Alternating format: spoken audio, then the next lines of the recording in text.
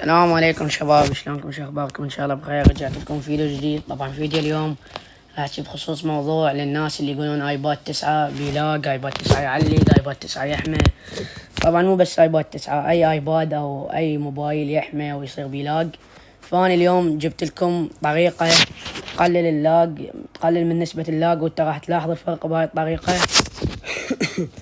فخليكم ويا المقطع حتى تستفادون من الشرح، ولا تنسون اللايك والاشتراك بالقناة ومشاهدة ممتعة. تروح أول شي على عناصر التحكم المتقدمة. أنا أختصر لكم إياها. أخير خيارين: إعادة عرض مقطع الخسارة.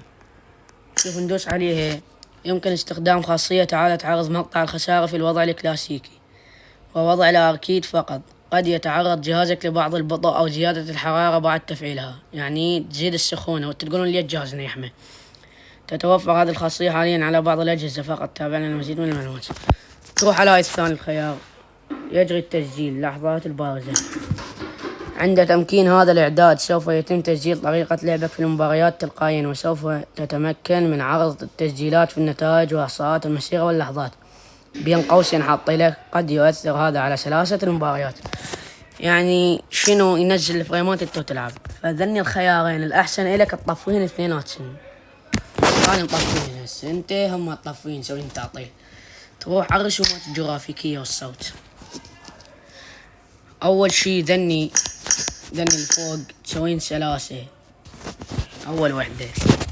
وذني الجوة تسويها أكثر شي عندك من هاي الجهة، أكثر شي. نمط الألوان تخليه ملون. وشنو؟ تنعيم الحواف عندك 2x 4x تعطيل. اكو بعض الاجهزه بيها هاي الميزه واكو ما بيها، بس اكثريه الاجهزه بيها هاي الميزه.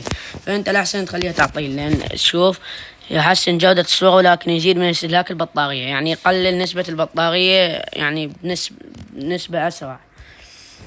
توفير الطاقه يقلل جوده الرسومات اذا ارتفعت درجه الحراره، وإذا ارتفعت درجة حرارة الجهاز واستنفذت البطارية بسرعة. تسوي تعطيل. وضع عمل ألوان، أنا مخليه عمل لون الأزرق، هذا أفضل شي. والسطوع تخليه بين 120 بين 100، أنا مخليه 100. وهذا شاشات غير قياسية، إذا أنت لاعب موبايل تخليه 30 25 هيج، وإذا أنت لاعب ايباد تخليه من 30 وفوق. أنا هسه مخليه 30 لأن أنا ألعب ايباد، أو حتى لو كنت موبايل أنا راح أخليه 30. هذا الخيار أفضل. التعديل التلقائي للرسومات الجغرافيكية يقلل من الإعدادات التلقائية في حالة حدوث تذبذب في معدل الإطلاق في الثانية بشكل كبير. تسوي تعطيل. هسه نروح على إعدادات الصوت. جودة المؤثرات الصوتية هاي الفوق تقدر تشوفها.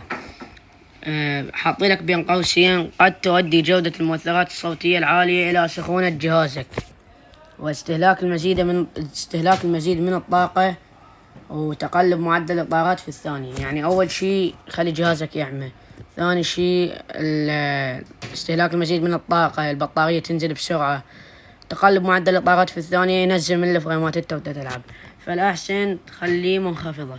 هسه أنا مخليه منخفضة. هسه سويت لكم هاي الإعدادات، إن شاء الله تستفادون من عندها. هسه أشوفكم اللعب بالايباد 9 الناس يقولون عليه بيلاق وتقطيع. خليكم ويا المقطع.